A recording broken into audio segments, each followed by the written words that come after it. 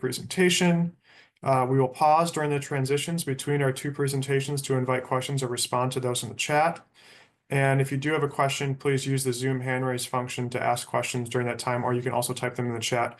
Ray and Mara will be monitoring the chat, so we will be all set there. And I will kick us off with our introduction here. So welcome to the third session of our Motivating Behavior series.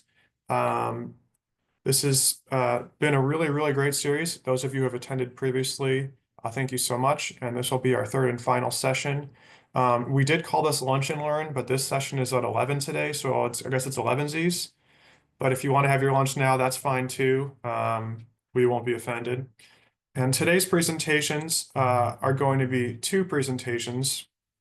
And this series has overall been about motivating behavior through incentive and other programs, focusing on advancing understanding of behavioral science applications in Puget Sound ecosystem recovery. This particular session is going to focus on best practices in defining and evaluating the success of conservation programs. We will explore how to go beyond basic participation metrics to assess well-being and ecological outcomes through examining regional and national practices. We have the absolutely wonderful Jen Kassakian, who is going to be presenting on the effectiveness of state programs on riparian habitat protection and restoration. And then I will follow that up with a presentation on measuring the effectiveness of incentive programs, the challenge of measuring. So I want to dive right in here and talk a little bit about what we mean by effectiveness. That's really sort of the crux of our whole two presentations today.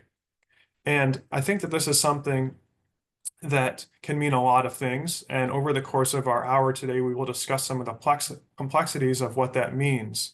So measuring effectiveness requires identifying a desired result and defining success. Really, the question for us as those folks who work in ecosystem recovery, program managers, practitioners, maybe just folks who want to learn a little bit about what it's like to work in Puget Sound ecosystem recovery, it's how do we measure to achieve our desired results? What are our desired results? How do we get there? And are these results implementation measures? Are they administrative results? Are they ecological outcomes? That's the kind of stuff that we want to do over the course of this session today and unpack that a little bit to give you all a greater understanding of what we mean when really what we say in terms of measuring and what is effectiveness. So hopefully by the end of this, you'll be a little bit more enlightened. And we look forward to having some of that open discussion too following our presentations. So without further ado, I'm going to pass it over to Jen, who will get us kicked off with her presentation. Hey, thank you so much, Chris. Hi, everyone. Thanks for taking the time to meet. I know folks could be outside enjoying a crisp, beautiful fall day here in Washington, so appreciate you spending your pre-lunch time with us. I'm Jen Kassakian. I'm a senior technical consultant at IEC, and I'm based over in Olympia. And I'm here for this session to present the results of some work that we did back in 2022 for the Office of Financial Management about the effectiveness of state programs on riparian habitat protection and restoration. I want to flag that the information that I'm presenting today reflects the state of affairs as it was back at the time that the study was completed. But even though some of the information might not be entirely current, we think this report still provides some really useful and hopefully interesting insights about how the state is addressing this question of the measuring effectiveness of their riparian habitat protection programs and work. You can go to the next slide, please. Okay, so first, let me set the foundation and context for how this work came about. So the impetus of the study was really rooted in the recommendations of the Orca Task Force, and specifically recommendation 4 was to immediately strengthen protection of Chinook and forage fish habitat through legislation that amends existing statutes, agency rulemaking, and agency policy. So the governor in 2022 proposed a bill to further protect riparian habitat that was unsuccessful.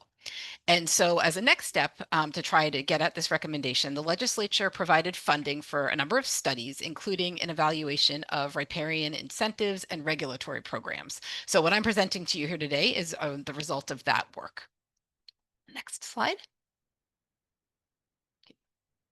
So engrossed substitute Senate Bill 5693 was sort of the driving force here. And what that bill said was that there needed to be an independent evaluation of the effectiveness, utilization, and outcomes of the voluntary incentive programs for landowners and of existing regulatory programs that are responsible for protecting and restoring areas along streams and rivers toward achieving a science-based standard for fully functioning riparian habitat.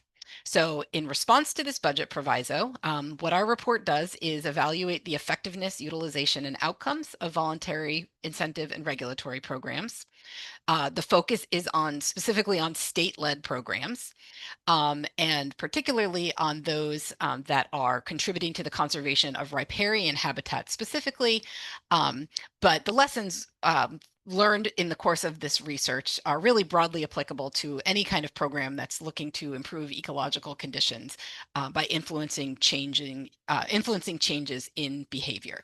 The orange box here provides just the citation to the report, which is available anywhere you look on the internet. Next slide. So some of the questions that were addressed in this study are as follows. How far is the existing network of state regulatory and voluntary programs going towards achieving protection and restoration of fully functioning riparian habitat? Looking both at whether we could tell if programs were motivating behavior change and whether programs are achieving ecological objectives. Identifying what barriers and challenges are associated both with implementing and with evaluating the success of these programs, and what opportunities might exist to improve the effectiveness, use, and outcomes for these programs. Next slide. So to tie this back a bit more specifically to the topic of our lunch today, the study's relevant, we think, in a few different ways. First is the notion that motivating behavior exists in a lot of different contexts. Second, that voluntary and incentives programs specifically are really critical complements to existing regulatory programs in terms of conserving and restoring riparian habitats. There's a broad need to understand the reach of voluntary incentives programs, and in particular, whether and how well we can answer the questions that I posed on the previous slide really provides insight into how we're doing at measuring the effectiveness of these types of programs. And that's really the particular focus of this session today. Next slide. So again, with the caveat that this was, from a perspective of a couple of years ago, and there has been some ongoing work that certainly has changed the landscape a bit in this regard. Our research found some of the following things. So first was that the data that were available really don't allow us to understand how much riparian habitat is being protected by these programs collectively or where gaps exist. Individual programs generally have not actually mapped the habitats that have been protected through their efforts. And individual programs are very diverse in terms of what kind of information they're collecting to evaluate their own effectiveness. Next slide. So I wanted to just, excuse me, pardon me, take a minute to just take a look at a couple of the incentives programs that we dug into in a little bit more depth in this report that are specifically incentives-based programs. So first, the CREP, or Conservation Reserve Enhancement Program, which is a program that compensates farmers to voluntarily enter into contracts that provide buffers between their ag activities and salmon streams. The Natural Resource Investments Program, which funds capital projects for best management practices that could protect or restore riparian areas. And then FREP, the Forestry Riparian Easement Program, which is a voluntary program reimbursing small forest landowners for the value of the trees that they're required to leave for protecting fish habitat. So interesting sort of difference with that last program is that they're being compensated or incentivized to follow regulation in a way that's a little bit different from something like CREP, where it really is going above and beyond what they need to be doing. Next slide, please. So the next two slides just kind of provide some examples of how these individual programs are measuring their own effectiveness. And they really reflect a mix of the different types of metrics that Chris alluded to in one of the introduction slides, which is that they can be administrative in nature. So how much did the program actually spend in providing compensation to landowners for different actions, or how many landowners did they get to enroll? It could be about specific actions that are taken and measurable. So how many trees did you plant, or what is the length of stream that benefited from some improvements in riparian conditions? And then also ecological successes, and we'll jump to that in the next slide in just a moment. Um, but you can see some big differences here in terms of what programs measure. So something like CREP really is making an effort to try to look at metrics across those different kind of types of measures, while programs like FREP, at least at the time, were really largely focused on the administrative element and not specifically reporting things about habitats that could be improved, or that were improved or conserved, or through conservation easements, or for from being left in place. Um, so the fact that there are so many different metrics being tracked across programs really makes it very difficult to have that higher level look at the state level in terms of saying collectively how effectively are these programs at restoring and conserving riparian habitat in the state. Go to the next slide. Um, and additionally, and I think importantly, most of these metrics are not being tracked with specific goals in mind.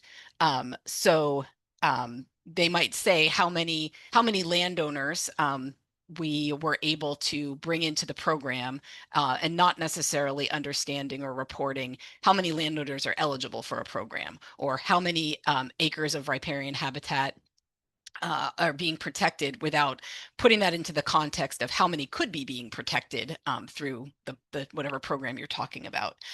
So really, without that kind of target or goal, it's pretty difficult to say if something is effective or not. Um, Additionally, it really was not clear from available data whether these programs are actually contributing to improvements in sort of that end goal ecological outcomes, like improving stream temperatures or salmon populations. Next slide.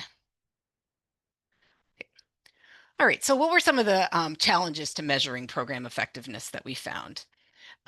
First, that, as I just mentioned, there's a lack of clearly defined goals that cover any of the three sort of areas of potential effectiveness: implementation, habitat function, or participation. Um, and of course, lack of resources is an issue. Specifically, the lack of resources in this case affects the ability to measure effectiveness in a few different ways. There's an inability to develop comprehensive monitoring plans, collect consistent data, make sure those data are being collected over the long term, or to consolidate the data in any way that allows for analysis at a broad scale. Next slide.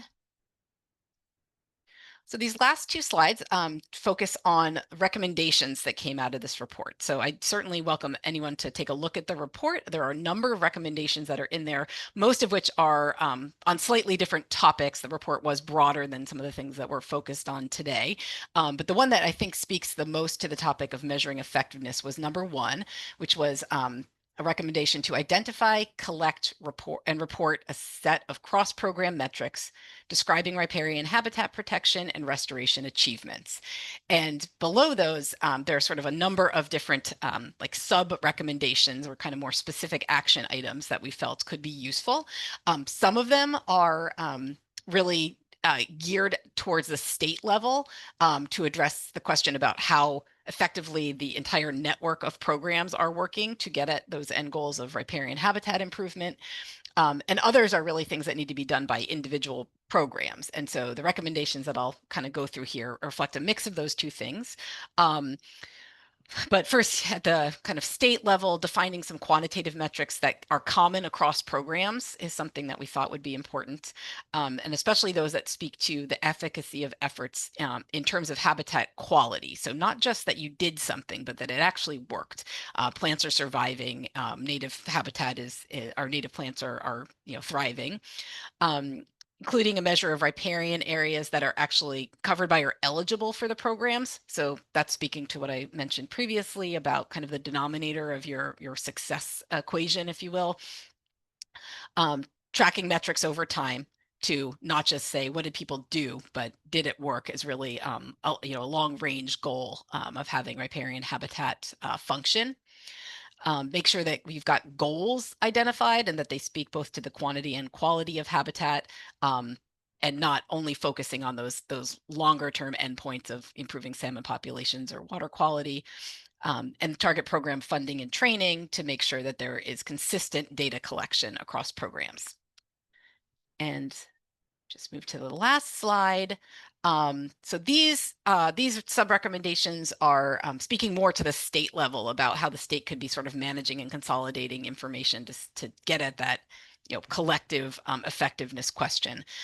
So things like providing funding to get a central repository together so people can be submitting data from independent programs to one place so that it can be considered collectively.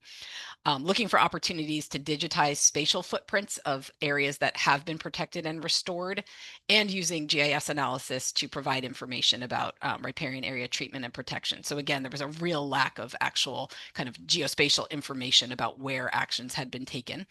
But that was also driven in part by the identification that there are some barriers to providing that information. And in many cases, programs don't do that because of confidentiality concerns on the part of the landowners. So kind of a deeper dive into what's driving that desire to have that information protected, and are there any ways around that that would allow us to be looking across the landscape at how we're doing with riparian habitat conservation and protection. And that is the end of my presentation on that research. I did want to open the floor for just a couple of minutes. If there's any questions that are very specific to this work, we can go through a few of those now. Or if there are a lot, we can table some of them to the end to the open discussion question. And I think Mara is going to kind of monitor or manage the questions here. Yeah. Hi, Jen. There's a few questions in the chat here, and I'm happy to invite people to ask them aloud, or I can read them if that's preferable. But Heidi, you had a question here. Did you want to ask it in the meeting?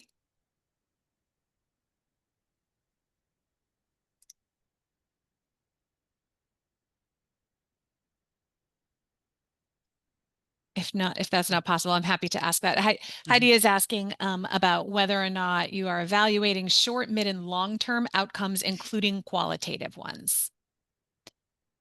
Yeah, so I think that was one of the findings of the work that we were doing. Well, as far as our evaluation, I mean, I think the concept of there being short, mid, and long-term outcomes that are of interest is something that we were, certainly aware of and looking for. Ultimately, what we found is there just aren't data to evaluate, collectively and comprehensively any of those things, and different individual programs are evaluating the different short, mid, and long-term outcomes to differing degrees. But I think especially those long-term outcomes are the ones that typically are falling off the table first because there just isn't funding to be tracking projects over the long term. Great, thanks. And there's one more here. Tom, did you want to ask your question, Tom? Sure, yeah. Tom Kuntz, University of Washington, Tacoma. Hey, thanks for the presentation. I'm just wondering, I've been doing some of my own research on performance measurement. A lot of it seems to be focusing on not only what the metric looks like, but the process of arriving at that metric to include the stakeholders who might have a part to play in that. I'm just curious if your recommendations go into that level of like, not only what should the metric look like, but how should we get there and who should be involved in deciding that final metric? That's a good question. Thank you for that. That is not a topic that we specifically went into detail on in terms of how they are developed in that regard. So no, but an excellent next step, and definitely something that would need to happen in order to implement some of our recommendations.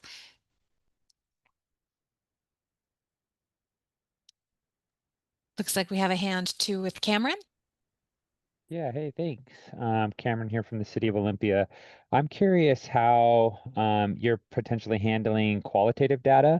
I've learned, especially when we're engaging with maybe diverse communities, that qualitative data can hold a lot of power, but I think in the scientific world, it doesn't seem as legitimate as some of the quantitative data, number of plants, survival rate, all those kind of things. So I'm curious how ICE is approaching qualitative data to give it more validity. Yeah, so I think specific to this work, so let me start with saying we were looking at a humongous range of programs to start with, and then had to narrow down to just a handful, I think about 12 programs that we dove into in detail and tried to describe all the types of information that they do track and provide, be it qualitative or quantitative. Again, ultimately, that idea of doing a comprehensive, like, so how are we doing, and what is the answer to the question about how the state is doing, that we weren't able to get to the point of having an answer there. So the question of like how we considered the qualitative versus quantitative doesn't really come into play in this particular analysis. But we did try to describe, and I certainly agree with you that that type of information is important and useful. And I think one of the primary things one would look at or think about when making the kind of recommendations that Tom was just describing about how do you collect that information comprehensively and consistently across programs and make sure that that kind of information can be pulled in.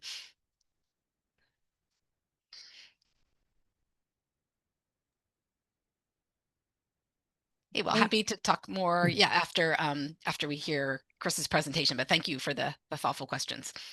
Yeah, thanks so much for those questions, Tom and Cameron. I'm actually going to speak a little bit about both of those. So very timely and relevant for my presentation.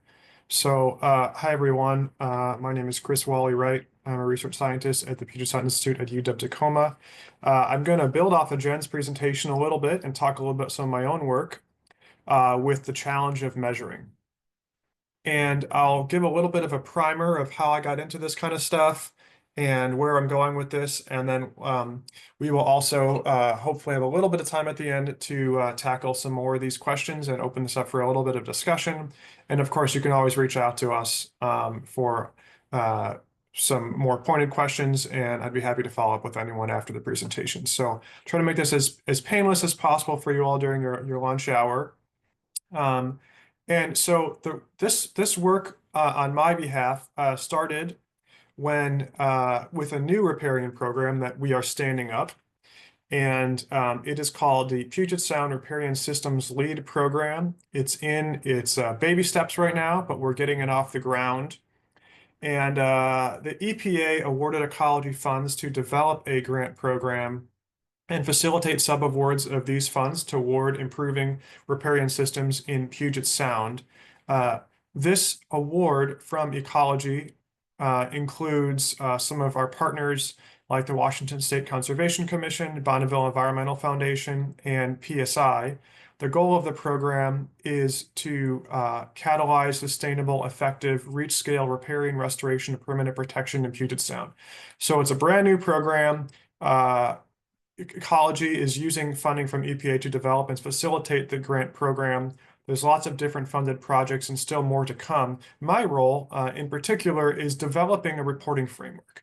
So we have this new program. How are we measuring success and how are we identify what is working, right? So to that end, and in setting up this new program, we have a great opportunity here in saying, okay, hey, we've learned from some of the mistakes of the past. We have learned through some of this research about what has worked and what has not worked in terms of how we measure effectiveness. So let's put that into practice.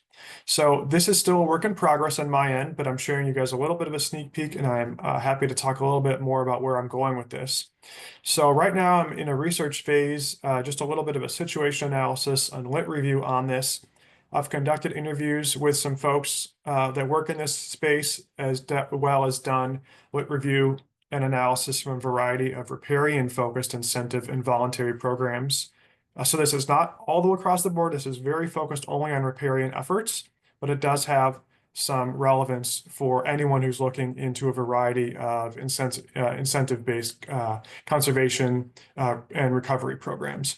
So some of the sources that I've looked at so far, and like I said, still preliminary and still looking at this kind of stuff, but this is RCO's PRISM data. This is the Northwest Indian Fishery Commission salmon recovery plans. I've looked at individual SIL and LIO plans and reports. I've looked at the Puget Sound Partnership's vital sign indicators and how they're tracking all of that. There is a state riparian task force that is currently underway, and I've looked at some documentation from them. I've also looked at information from Department of Ecology's water quality funding and combined funding program and guidelines pertaining to those programs, as well as how floodplains by design is tracking and evaluating the success of some of their programs and some of their grantees. So like I said, this research is still ongoing, but in order to kind of get at what I wanted to establish for this new riparian program, I wanted to look at what folks were already doing, right? I wanted to consult the experts. As X-File says, they were already out there. I didn't need to replicate or duplicate. I wanted to find out what and identify the best practices that are already existing and implement those in this new program. So now I'll share a little bit about some of the preliminary research findings that I've found through the course of doing this. And some of these are pretty relevant and also tie into what Jen was saying as well with the report that she spoke on. And I'll go through a couple slides about this. These are not in any particular order or importance. I just wanted to share them all out with you guys here. And so the first thing is that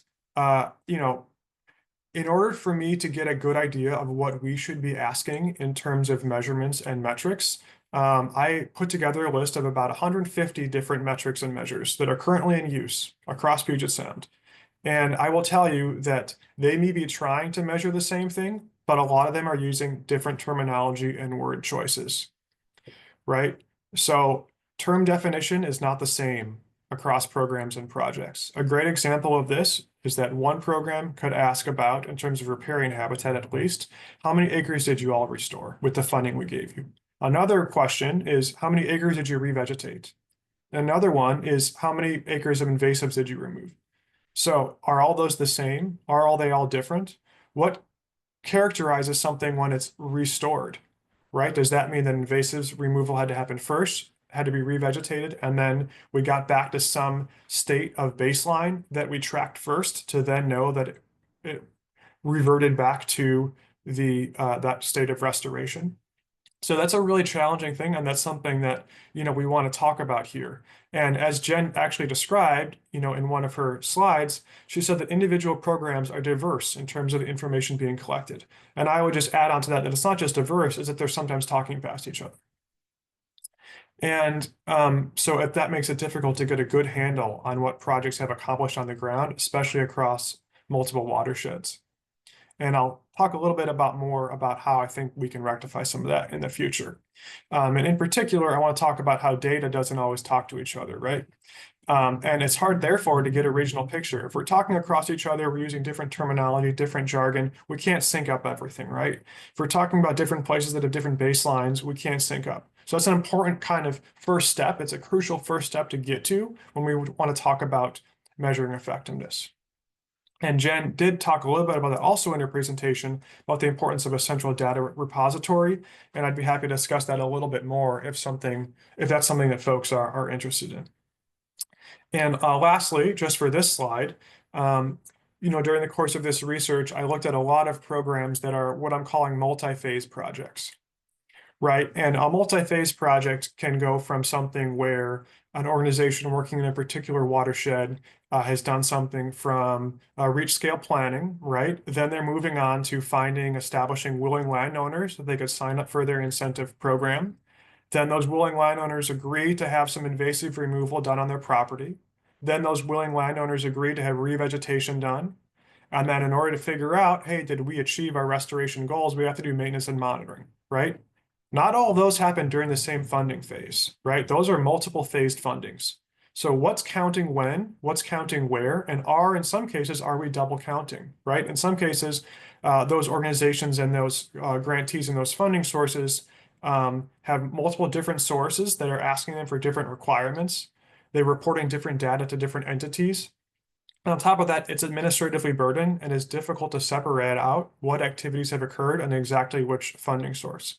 So some of you on this call are probably experts at this, and you're like, I know how to deal with all that. But overall, in general, I did find that this was something that appeared to be challenging, and it could result in a difficult, ability to ascertain a cohesive picture of what has occurred during the lifetime of projects, and to determine what projects across a watershed and what they all achieved, right? Because we're trying to look at a regional picture to see what have we actually done in overall to advance recovery in Puget Sound. So I'm going to share another slide of some of my preliminary research findings. And the first one here, I will talk a little bit about, and this was something that, relevant because Cameron had asked this, and it's the importance of qualitative data, right? In my experience, it is never enough to only ask for numbers. And only providing numbers does a huge disservice to the work and the accomplishments. Qualitative measures provide a nuance and a narrative that is not found in numbers. I found that even during the course of asking folks to fill out information on qualitative measures with practitioners, stakeholders, and program managers, you get gold nuggets of information that you just can't get with just numbers, right? You just can't get that from just gleaning information that has been submitted through some portal on your data. So the importance of qualitative cannot be overstated, and that's something that I'll share. I'm trying to put into practice in the measures that I'm establishing for this program as well. And that being said, obviously data talks, and numbers, particularly around ecological outcomes, are absolutely necessary.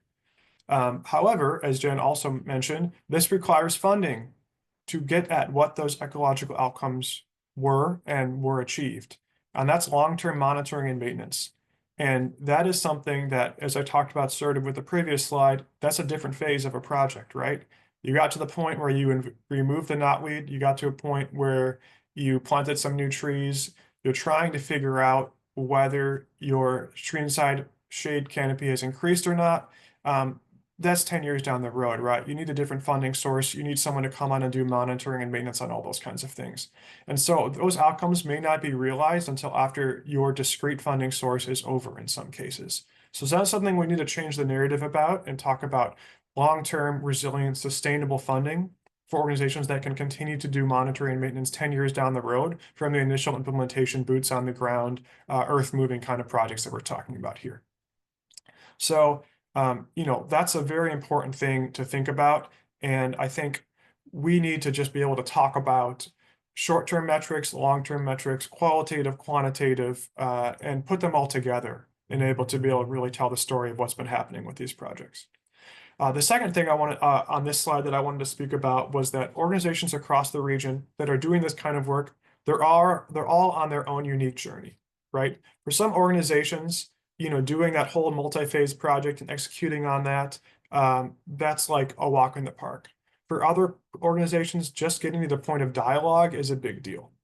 When you're just at the point of dialogue, you can't submit data. You can't submit numbers and ecological outcomes. So it's important to recognize that organizations are all on their own unique journey, and that's okay, and to support them in their progress of getting to the point where they can do the work that they want to do. And then the last part on this slide here is talking a little bit about outreach outcomes, and I'll talk a little bit about that more as we go through this presentation here. But it's important also to measure those kinds of things, and they can be very effective, and they can also be a much easier thing to measure. So landowners signed up, re-enrollment rates, education campaigns, that kind of thing. This next slide here, I'll talk a little bit about how using metrics and measurements to tell part of the story, but it's not the entire story, right? And overall, overly results-driven or number-oriented dialogue can hinder effective, nuanced, and holistic ecosystem recovery programming. So, that's sort of what I'm talking about, how we really want to respect the uniqueness of each of these organizations and bring in that opportunity for dialogue and qualitative information. A narrative that combines outreach, programmatic, and ecological outcomes can help tell the story of programs' efforts at ecosystem recovery. And so all of that being said, that's some of the findings that I found. And what I'm trying to do now is implement that into practice with standing up this new riparian program. And so what we're trying to do here is, I mentioned, I'm establishing a list of metrics right now I put together a big long list of quantitative metrics. If someone wants to dive into that and help me out, awesome, that would be great. I'm supplementing that with qualitative survey and interview questions to be asked of the grantees. And we are also, in terms of asking, we're also looking at how we're asking, right? So I'm trying to make this as administratively less burdensome as possible to get the information to program administrators to tell them what is happening without being too overly burdensome. So we're looking at doing that in the most effective way possible, right? There's always going to be some portal, there's always going to be some login where you have to enter into it and put in information, but we're also trying to make that as seamless and, you know, as most accessible as possible, so that the groups, when you're doing reporting, you know, you can still be doing the work while you can be doing the reporting and not just have everything focus on all of the administrative stuff you got to do. So the reason why I'm doing it in this way is so that we can track accomplishments and identify and help those grantees to overcome any challenges and barriers that they're facing. The more that we learn and the more often that we learn, then we can step in and say, hey, what are you guys facing? What's going on right now? How come this report you just submitted said we can't get anywhere on this? How can we help you out with that? So as grantors, as administrators, we need to understand that kind of thing and react and pivot to help those grantees with that kind of work so they can keep doing the good work that they know best how to do. A longer time frame for this work is that we want to be able to tell a story of what the program has accomplished and share the grantor successes and challenges along the way with folks like you all, with practitioners, program managers, legislature, and the public. The more that we can collectively share these stories, the more that we can get more funding, the more that we can get sustained funding, and the more that we can share about what is happening overall with Puget Sound ecosystem recovery. This is my last slide, and you know, just to let you know that this, like I said, this reporting framework that I'm working to stand up is a work in progress. So we have not implemented the new programs, measures, and metrics yet. Time will tell if this is effective and if we can effectively tell the story. And you know, we are going to be adaptively managing this as we're working across it, right? And if something's not working, we're going to pivot and we're going to change, as I think that we should all be doing when we're trying to work in these programs to make sure that we're getting what is most effective. And the last point that I had, just thinking about this, is standing up this program and kind of tying this into what Jen was saying is, you know, how are we telling the story for the whole region, right? Tracking across programs. Can we work on consistent language? Can we work on getting consistent data, right? Can we use new efforts at measuring spatial analysis, work like, you know, WFDFW's riparian data engine and PSI's land cover change model? You know, how can that kind of stuff, that spatial analysis, also give us a peek into what's happening on the ground to be able to, you know, tell our story?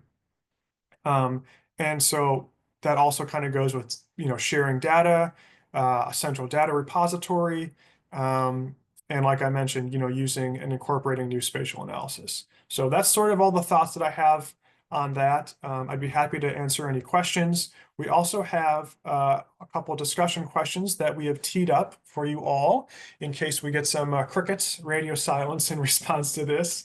And I'll just go through these questions really quick, and then I'll exit the slides, and these questions will also be in the chat. So some of the first questions may or may not be relevant for all of you, but we feel like they would be nice to pose to the group. And so what are some best practices from your work in measuring effectiveness you would like to share? Another question would be, what particular challenges do you as program managers and/or practitioners have with measuring effectiveness? What resources or information can help with alleviating these challenges? And the final question, or what are some ideas to create a collective narrative of our restoration accomplishments? And that's a question that I really think is important and can be really impactful when we all work together collaboratively and collectively to create a narrative about what we are all doing across Puget Sound. So don't be worried. These questions will be in the chat. I'm happy to answer questions specifically to my presentation as well as these discussion questions here. And thank you so much for being here. We really appreciate it. We'll put our emails in the chat so you can reach out to us again. And I will stop sharing, and then we'll go right into our discussion section.